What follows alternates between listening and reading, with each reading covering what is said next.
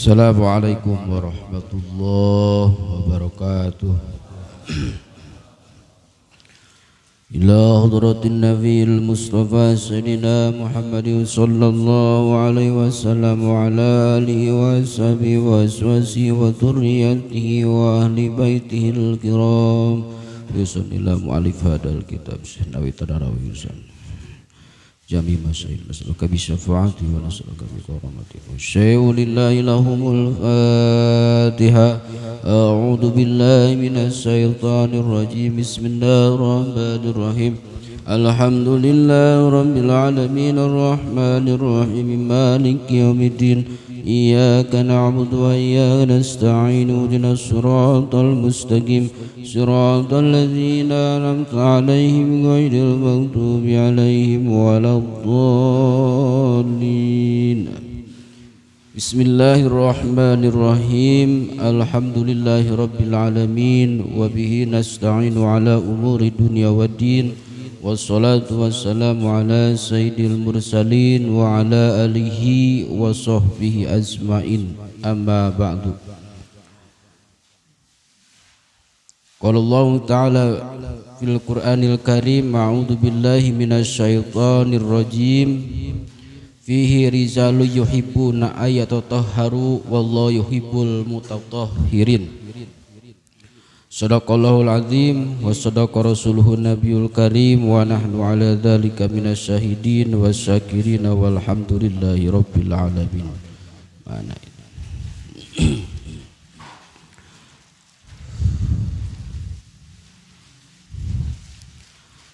Hadirin jamaah rahimakumullah yang sama-sama dirahmati Allah Subhanahu wa taala. Seperti biasa di minggu pagi kita mengadakan kajian rutinitas dan ini insya Allah menjadi keberkahan bagi kita semua, wabil khusus insya Allah kita mendapatkan ridho Allah Subhanahu wa ta'ala, yang mana sebagai gambaran bahwa ketika kita beraktivitas selama 1 minggu atau 7 hari, ada yang pergi ke pabrik, ada yang pergi ke ladang, ada yang pergi berdagang, ada yang pergi ke sawah ataupun beraktivitas selama 1 minggu full. Terus kita duduk di majelis ilmu, nah, seperti inilah, duduk di majelis ilmu. Nah itu Allah Subhanahu wa ta'ala sangat ridho kepada seorang hamba yang seperti itu. 6 hari kita bekerja mencari rizki untuk menafkahi anak dan istri, lalu walaupun seminggu sekali kita duduk di majelis ilmu, itu pertanda Allah ridho kepada kita. Nah ini mudah-mudahan menjadi jembatan bagi kita mendapatkan ridho Allah Subhanahu wa ta'ala. Amin ya Allah ya rabbal alamin. Baik hadirin yang sama-sama dirahmati Allah Subhanahu wa ta'ala, kita akan melanjutkan kitab Bidayatul Hidayah, yang mana di pagi hari ini kita akan bahas tentang bab dabduhu lil kholai, bab adab-adaban masuk ke jamban atau ke WC lah bahasa kitanya. Nah, ini sebagaimana yang sudah tertera dalam beberapa hadis, dirangkumlah oleh ulama Syekh Nawawi Tanara Al-Bantani dalam kitabnya Bidayatul Hidayah tentang bab adab-adaban kita masuk ke jamban. Di sini kita akan berbicara tentang bagaimana adab-adaban kita terhadap di dalam WC. Padahal di bab ini kalau kita paham Pak, atau dalam artian kalau kita amalkan gitu kan, ini menjadi sebuah kegampangan bagi kita untuk menuju ibadah-ibadah yang lain. Seperti itulah surahannya. Di bab hal sekecil pun kita masuk ke jamban atau ke WC atau ke kamar mandi, kalau kita memakai adab gitu kan, kalau kita memakai adab, maka ini menjadi penguat, menjadi pendorong kita untuk bersemangat menjalankan aktivitas terutama ibadah-ibadah yang lain. Nah dimulai ketika kita masuk dari kamar mandi. Ya, itu kan dulu kita bahas tentang masalah bab tidur, adab-adaban makan. Nah sekarang adab-adaban ke WC pun ada. Di antaranya faida qasadta baital ma'i, tatkala kita bermaksud masuk ke baitul ma'i. Baitul ma'i itu jamban. Wa huwa makanun qada'il hazati, yang dimaksud dengan baitul ma'i itu adalah tempat membuang kotoran atau membuang hazat, baik min baulin dari kencing, wa goitin dan dari buang air besar. Liqadai hazatin au ghairihi, atau kita mau masuk ke kamar mandi itu au ghairihi, gak akan kencing, gak akan buang air besar, tetap harus pakai adab-adaban. Nah, maka adab-adaban yang pertama, baik kita mau ke kamar mandi itu, baik mau kencing atau mau hajat atau selain itu, maka fakuddimu fi duhuli rizlakal yusra. Nah, yang pertama kita lakukan adalah utamakan dahulu ketika kita akan masuk itu dengan kaki yang sebelah kiri. Nah, itu udah paham kali ya. Au badalaha lau kutiat. Jadi kita mau masuk itu langkah kaki yang pertama kita masuk ke dalam kamar mandi itu mesti dengan kaki yang sebelah kiri. Nah, beda dengan kita mau masuk masjid. Ya, utamakan kaki yang sebelah kanan atau masuk rumah. Au badalah lau kutiat, andai kata orang itu tidak punya kaki, misalkan memakai tongkat, itu kan, misalkan memakai tongkat atau memakai apa aja lah untuk alat untuk bisa jalan. Itu tetap kalau mau masuk kamar mandi tetap utamakanlah tongkat yang sebelah kiri yang dipegang. Tetap ada adab-adaban seperti itu. Nah, beda lagi wapil huruzi rizlakal yumna, kalau kita mau keluar dari kamar mandi utamakanlah kaki yang sebelah kanan. Jadi masuk kaki kiri, keluar kaki kanan. Kalau masjid masuk kaki kanan, keluar kaki kiri. Nah, wa mislu baitil ma'i kullu ma laisa syarifan walau kharaja min mustaqdirin ila mustaqdirin kudima yasarahu. Nah, seperti kamar mandi, kuluma laisa syarifan, setiap tempat laisa syarifan yang tidak dianggap mulia, kamar mandi atau ma laisa syarifan itu tempat yang tidak dianggap mulia, artinya kalau kita ibadah di situ, sholat di situ, jorok lah gitu. Itu kan tempat ma laisa syarifan itu seperti mimustaqdirin, seperti kandang ayam, kandang sapi, kandang kambing, tetap kudima yasarohu. Kita mau masuk kandang pun utamakan kaki yang sebelah kiri. Nah, kita mau masuk ke kandang itu mau kaki apa aja ya gitu kan. Adab-adabannya tetap utamakan kalau sekira-kira tempat itu tidak mulia, artinya tempatnya banyak kotoran, tempat di mana kita buang kotoran, tetap utamakan adab-adaban kaki yang sebelah kiri, bukan di kamar mandi saja, Pak. Masuk kandang, mau masuk kandang apa aja lah yang tidak dianggap mulia, artinya banyak kotoran di situ, tempat di mana keluar kotoran, utamakan kaki yang sebelah kiri. Ya. Kada padahu alwani wala tashib. Nah, setelah kita tadi mau masuk kamar mandi, kaki yang sebelah kiri terlebih dahulu. Wala tashib ay la tulazim syai'an mu'adzaman wa in kutiba biqalamin hindi.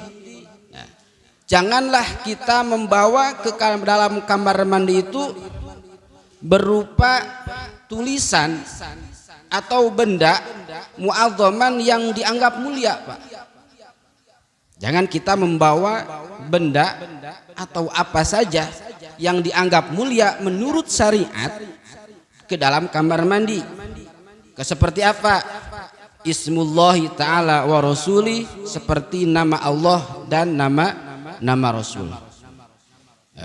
Kita ada apa itu? Biasanya kan dulu cincin ada tulisan cincin tulisan Arab, itu kan itu lepaskan.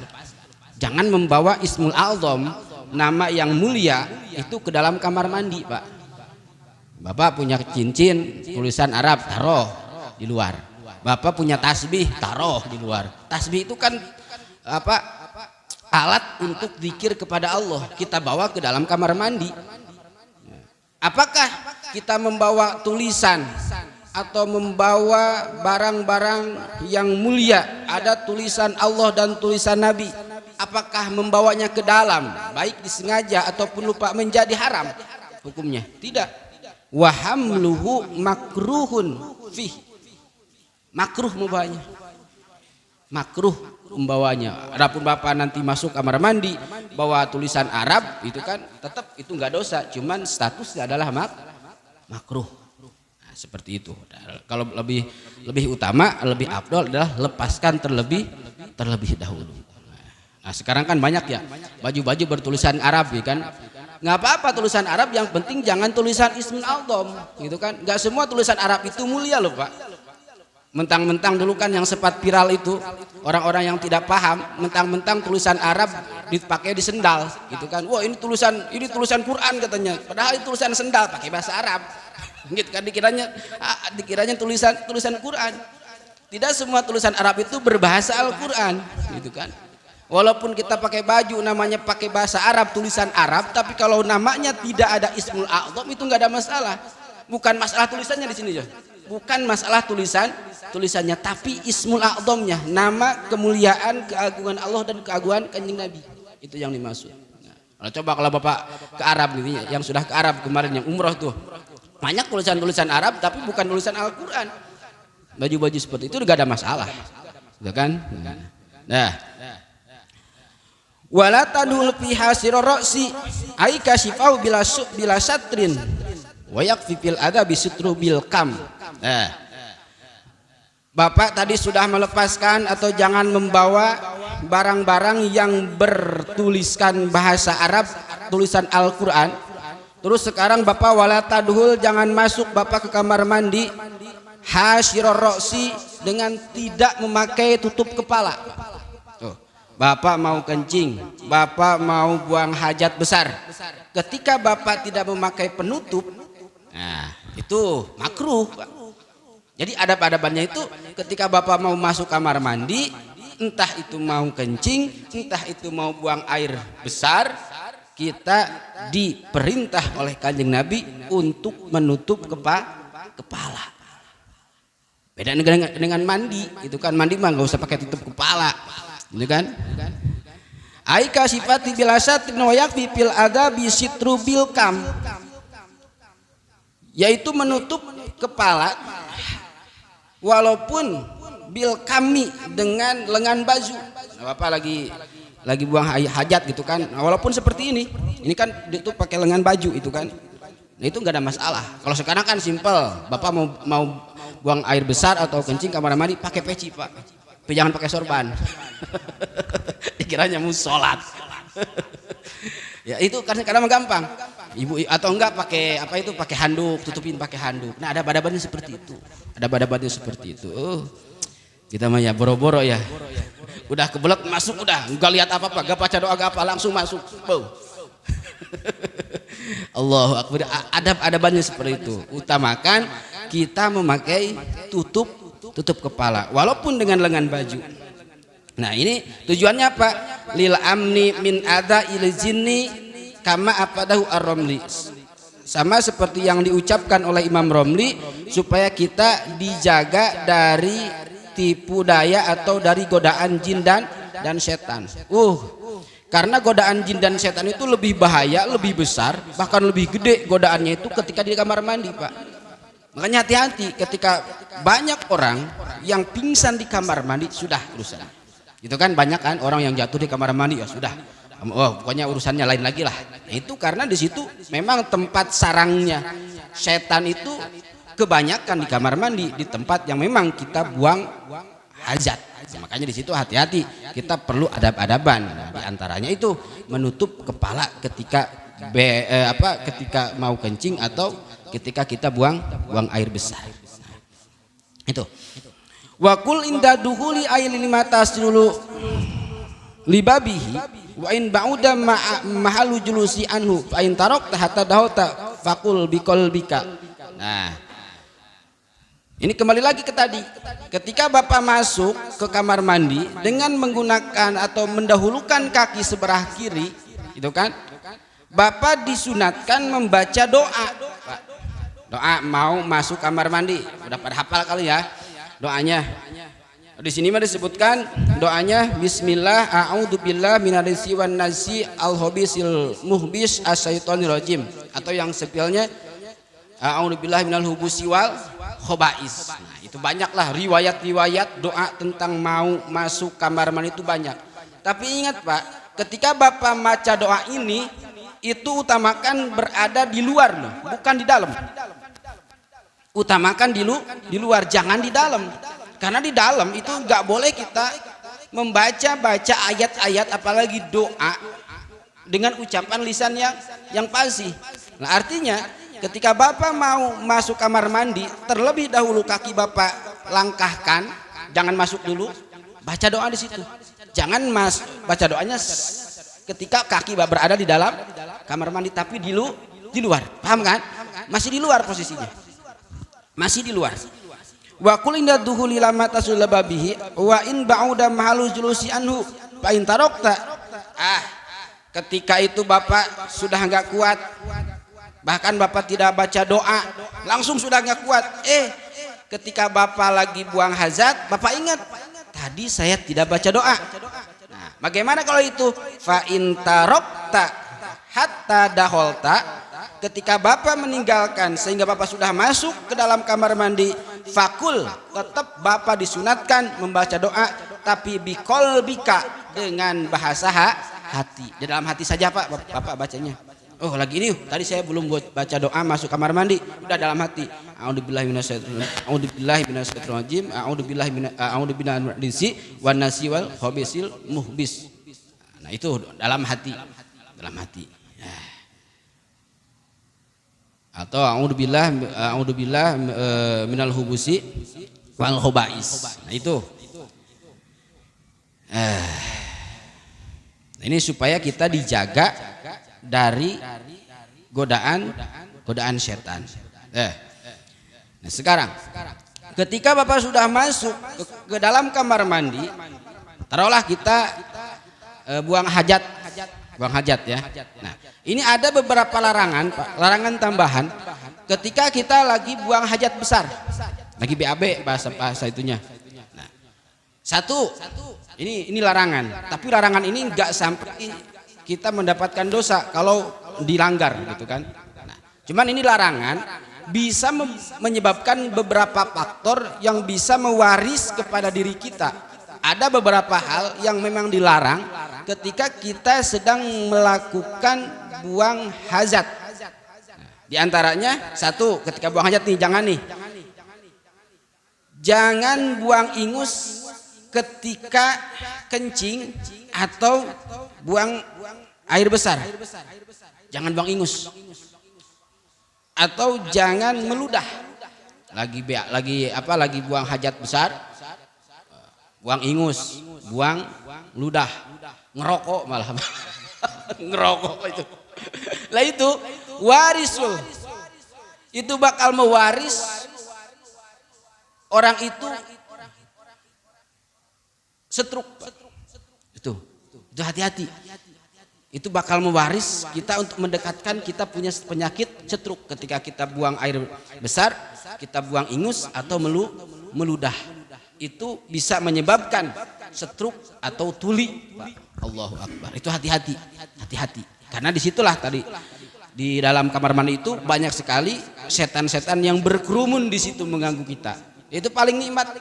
Kalau kita buang hajat sambil ngerokok, ngelamun aja gitu, mikirin hutang, nikmat itu. Aduh, Allahu Akbar. Macam-macam aja. Jadi bahasa santri itu bahasa nyeleneh gitu kan. Pokoknya ketika pikiran lagi galau, masuk kamar mandi bawa rokok satu batang, ngelamun, semua pikiran terang. Jadi akal-akal itu apa ide-ide itu bakal terlahir ketika kita lagi buang air besar gitu, lagi sambil ngerokok. Nah, bahasa santri nyeleneh seperti itu. Allahu Akbar. Artinya jangan sampai kita beraktivitas yang lain ketika kita lagi buang air besar. Nah, terus ketika kita buang air besar pun dilarang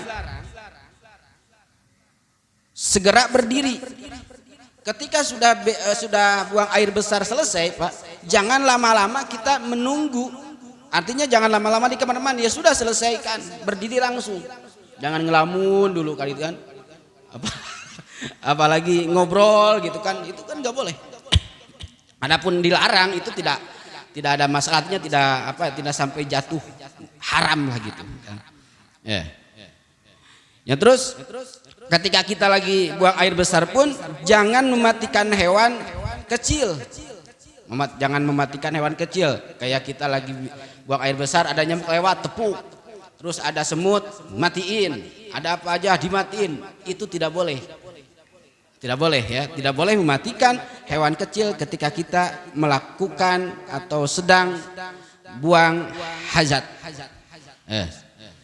Terus jangan ada aktivitas saat buang hajat. Lagi buang hajat nih, nyukur kumis gitu kan, terus motongin kuku, apalagi itu, pokoknya yang santai-santai lah gitu kan, santai banget gitu. Motong kuku, motong kumis gitu kan, WA-an itu kan santai. WA-an grup. Allahu Akbar. Aktivitas sesantai-santainya orang lagi buang hajat gitu kan, santai banget sampai sempat WA-an. Allahu Akbar. Jangan ya, jangan sampai ada aktivitas ketika kita lagi mengeluarkan atau lagi buang hajat. Terus ketika kita buang hajat pun kita dilarang jangan menutup mata. Jangan menutup mata, jangan merem gitu Pak. Apalagi sampai tertidur. Di kamar mandi lama amat. Tidur, jangan sampai tertidur. Kadang kan kita ketika buang hajat kan saking nikmat atau saking sakit itu pasti merasakan itu merem. Sebenarnya itu nggak boleh. Makruh, sama seperti sholat Pak. Sholat kan Bapak itu sholat itu merem gitu kan. Nah itu kan makruh sebenarnya, lagi sholat merem itu makruh. Nah, begitupun ketika kita kencing atau lagi buang hajat nggak boleh untuk menutup mata, apalagi sampai tertidur gitu kan. Terus ketika kita buang hajat jangan sampai bertopang dagu saat buang hajat. Bertopang dagu itu seperti ini. Ini aja nungguin, lama amat nih keluar gitu kan. Nah ini jangan seperti ini. Ini jangan seperti ini, ngelamun aja gini sambil nungguin, itu nggak boleh. Nah ini akibatnya seperti apa kalau kita bertopang dagu ketika kita buang hajat itu? Satu, bisa menyebabkan hati menjadi keras Pak. Dua, susah masuk ilmu agama. Kita ngaji kemana-mana itu kan, terus kita bahkan sekolah tinggi-tinggi tapi tetap otak itu nggak masuk aja ilmu. Nah itu bisa disebabkan dari situ. Itu bisa menopang ilmu itu tidak bisa masuk, itu mewaris seperti itu. Mungkin ketika buang hajatnya selalu menopang dagu gitu kan, itu bahaya. Nah, atau bisa jadi ini menjadi hilangnya kasih sayang dan rasa malu. Jadi orang-orang yang ketika buang hajat bertopang dengan dagu itu akan hilang rasa malunya di hadapan orang lain. Itu jadi nggak ada adab ya. Itu ya. Terus ketika kita di kamar mandi pun Pak, beberapa larangan diantaranya jangan sampai kita menyikat gigi menghadap pintu toilet. Tuh, menggosok gigi menghadap toilet. Jadi kalau bisa itu membelakangi pintu kamar mandi ketika gosok gigi bukan mandi, gosok gigi. Itu bisa mewarisi seseorang menjadi pelupa dan menjadi matanya itu rabun, bahkan sampai kebutaan. Ini hati-hati, adab-adaban kecil tapi berakibat fatal Pak. Gosok gigi jangan menghadap ke pintu toilet, hati-hati. Nah terus ketika kita punya kamar mandi itu tempatnya harus beratap supaya mendapatkan rahmat. Ya, kalau sekarang kan aman ya, udah paling dalam. Kalau zaman dulu, jamban itu seperti apa? Jamban berjamaah disebutnya, jamban bersama satu kampung itu kan boro-boro ada atap gitu kan. Lah seperti itulah. Nah itu karena sekarang zaman sudah maju, mungkin aman lah. Pasti semua beratap kamar mandi rata-rata di dalam rumah. Beda dengan zaman dulu. Ya makanya ulama zaman dulu itu mentafsirkan itu kamar mandi harus beratap ya, karena memang zaman dulu nggak ada yang namanya WC umum ataupun kamar mandi dalam rumah, nggak ada. Itu jamban rata-rata di luar. Nah itu. Terus yang selanjutnya hadirin. Wayan bagi antu aidan nubal qabla qada'il hazati wa alla tastanji fi mawadi'i qada'il hazati. Nah, ketika kita sudah berada di dalam kamar mandi, maka seyogyanya kita harus antu aidan nubal ai antahdiro ajhari al istinja. Kita menyiapkan alat yang akan dipakai untuk mensucikan najis. Nah, kalau zaman dulu di sini sebutkan azhar itu berbagai batu, berarti istinja. Nah, kalau sekarang kan mungkin disiapin airnya. Jadi masuk kamar mandi, Bapak mau BAB atau kencing, lihatlah kondisi kamar mandinya ada air atau enggak. Nah, itu maksudnya, disiapin. Nah, kita mah di mana aja gitu kan, enggak ada air jadi aja. Kalau cowok makan kencing di mana jadi, enggak ada air juga. Ada pada-padanya kita masuk kamar mandi, persiapkan terlebih dahulu. Mana sih airnya? Enggak ada air, mana sih batunya? Enggak ada air, enggak ada batu, mana sih tisunya? Itu boleh. Artinya dipersiapkan untuk membersihkan najis yang sudah kita buang, baik dari kencing atau buang hajat. Nah, seperti itu, ya.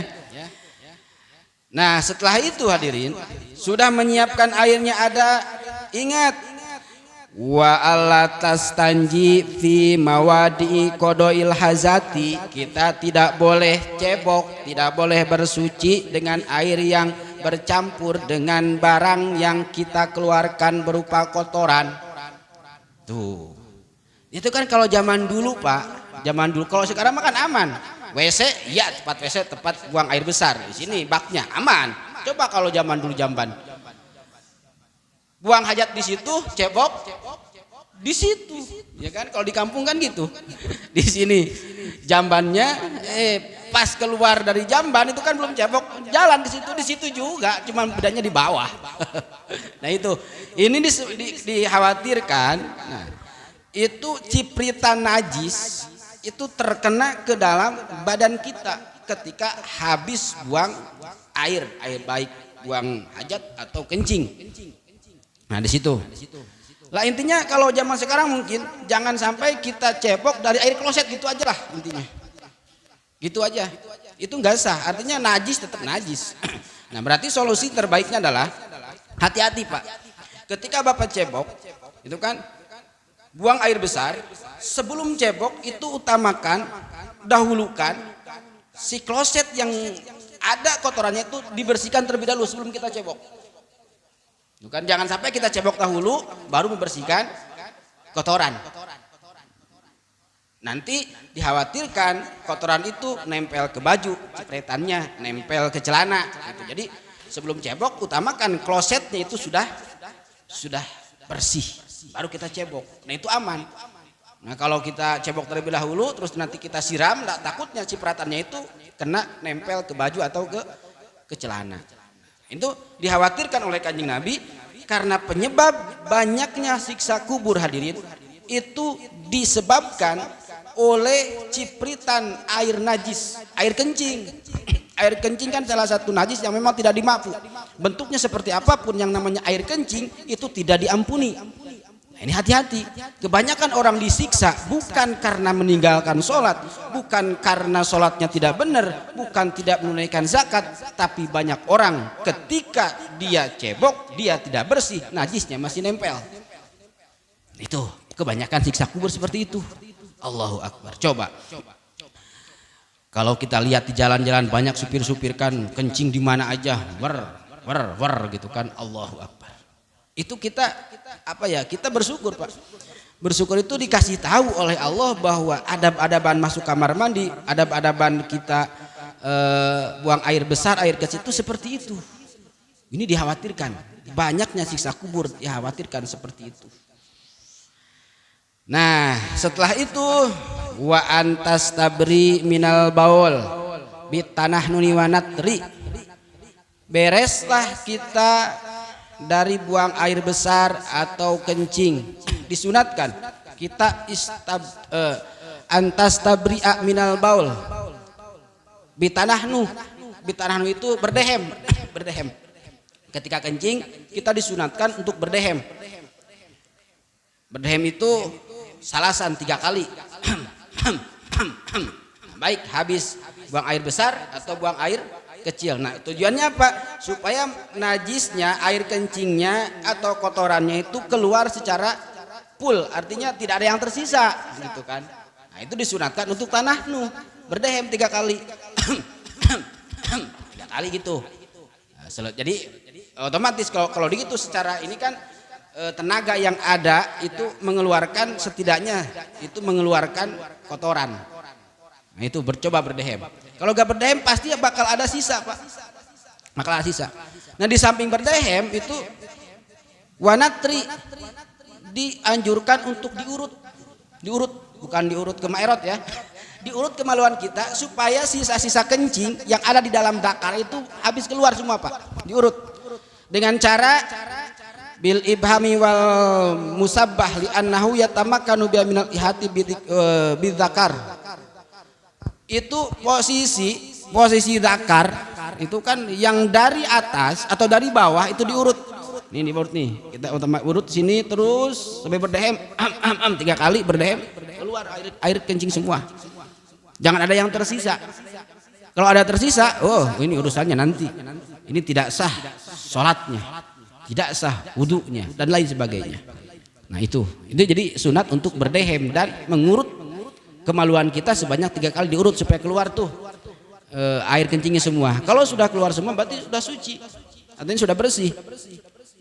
Nah, bagaimana kalau wanita pun sama, diurut dari atas 3 kali sampai berdehem, sama seperti itu. Nah, ketika kita membersihkan kotoran terutama habis BAB, otomatis kan yang namanya keluar kotoran buang hajat pasti kita kencing kan. Pasti kita kencing, gak mungkin kita BAB doang tapi gak kencing kan, gitu kan. Tapi kencing gak mungkin BAB gitu kan, tapi kalau BAB pasti kencing. Nah, ini yang banyak orang belum paham, hati-hati. Ketika kita cebok, diguyur semua kan, dubur kita diguyur, terus bersih, tapi dakarnya, kemaluan kita gak ada air pun yang masuk ke dalam dakar, itu gak sah, artinya belum bersih. Nah, itu kan kita cebok, yang penting tempat keluarnya kotoran yang belakang aja bersih, tapi dakar yang tadi bekas kencing ketika BAB itu tidak masuk air ke dalam lubang dakar, itu belum suci, Pak. Tuh. Terus bagaimana solusinya? Nah, solusinya ketika Bapak cebok selesai, nah itu yang terakhir dakarnya ini dibersihkan minimal. Walaupun 1 tetes air masuk ke dalam lubang dakar itu sudah suci, itu sudah bersih. Paham? Nah, disitulah hadirin.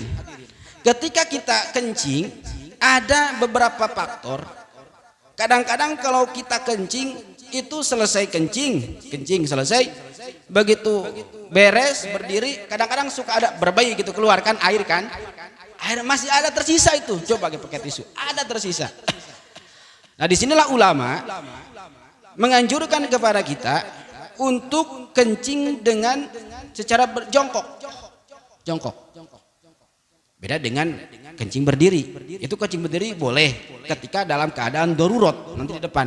Itu ketika kencing dalam keadaan berdiri itu makruh. Tapi kalau keadaan darurat itu tidak makruh. Nah, kencingnya ketika jongkok pun itu ada tata cara.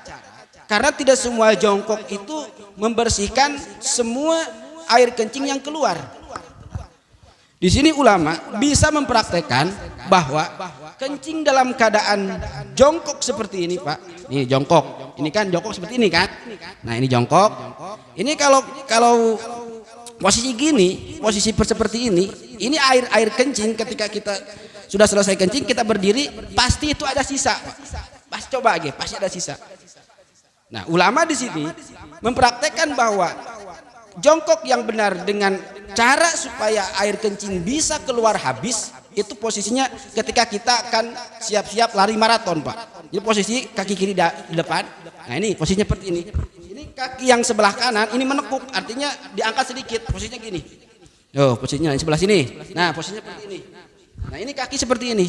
Nah, kaki yang kiri di depan. Sudah kita kencing di sini. Pegang pakai tangan kiri, jangan pakai tangan kanan ya. Seperti ini. Nah, hati-hati sarung ataupun celana kita diangkat supaya tidak kena cepritan air kencing. Nah, posisinya seperti ini. Ini kaki diangkat. Kaki diangkat. Nih, ini. Nah, ini kan menahan nih. Ini kaki ini menahan sini, ini menekan. Ketika nanti kita berem, otomatis air kencing keluar semua. Nah, jadi ini posisi ini gunanya untuk menekan pantat kita supaya mengeluarkan air kencing. Coba praktekkan. Seperti itu. Paham kan? Nah, kalau posisi kencing seperti ini, itu sama dengan berdiri, otomatis yang dikhawatirkan bisa keluar kembali ketika kita pakai celana. Nah, itu. Nah, jadi seperti itu. Bisa dipraktekkan, silahkan. Nah, seperti itulah ya. Jadi supaya kita selamat, Pak. Selamat dari siksa kubur. Karena banyak orang yang tadi celaka itu diakibatkan karena air kencingnya sendiri. Allahu Akbar. Nah, seperti itulah hadirin adab-adaban ketika kita kencing. Nah, ingat ketika kencing hati-hati jangan sampai ada yang tersisa. Jadi begitu beres kencing, si zakar lubangnya ini mesti masuk air, tidak cukup luarnya saja. Dioles misalkan, udah habis kencing dioles, pakai air kan dioles, atau diguyur pakai air satu gayung, tetap gak akan masuk. Tapi coba kayak pelan-pelan, sedikit masukin ke dalam zakar supaya masuk aja air mengalir ke dalam, itu sudah sah, artinya sudah bersih. Tapi kalau diguyur apalagi sampai kencing, dioles pakai air, itu gak bersih ya. Jadi intinya ada air walaupun satu tetes masuk ke dalam lubang zakar, itu sudah termasuk bersih atau suci. Nah, seperti itu. Beres. Kita di kamar mandi, wayan bagi wa indal huruz, ketika kita sudah beres, baik dari selesai buang hajat atau kencing, ketika kita keluar, maka kita disunahkan untuk membaca doa kembali. Doanya adalah Ghufranaka alhamdulillahilladzi adhaba anni ma yu'dini wa abqa fi ma yanfa'uni. Nah, itulah doanya, mungkin sudah pada hafal lah, ini mah pelajaran anak SD, doa seperti ini malah ya. Ini cuma kita mengingatkan bahwa adab-adaban masuk kamar mandi seperti itu. Nah, ini masih banyak dan masih panjang bagaimana kita beradab di kamar mandi. Inilah adab-adabannya, nanti kita akan bahas tempat yang dilarang ketika kita buang hajat. Nah, seperti apa? Insya Allah akan kita bahas di sesi berikutnya. Sebelum saya tutup, nggak ada pertanyaan kan? Nggak ada ya? Baik, hadirin jamaah rahimakumullah, mungkin itu saja yang bisa saya sampaikan. Mudah-mudahan bermanfaat dan mudah-mudahan kita semua senantiasa diselamatkan dari siksa kubur. Amin ya Allah ya Rabbal alamin. Wallahu a'lam bishawab. Allahumma salli ala sayyidina Muhammadin fil awwalin wal akhirin wa barik wa sallim wa radiyallahu tabaraka wa ta'ala an kulli sahabati Rasulillahi azmain. Allahumma ihdinas siratal mustaqim. Allahumma ihdinas siratal mustaqim. Siratal ladzina an'amta 'alaihim minan nabiyyin was-siddiqin was-syuhada was-sholihin wa hasuna ulaika rafiqa. Dalikal fadlu minallah wa kafa billahi alima. Wa salli wa sallim ala jami'il anbiya wal mursalin walhamdulillahi rabbil alamin. Taqabbal ya karim. Ahlul kalam. Wassalamualaikum warahmatullahi wabarakatuh.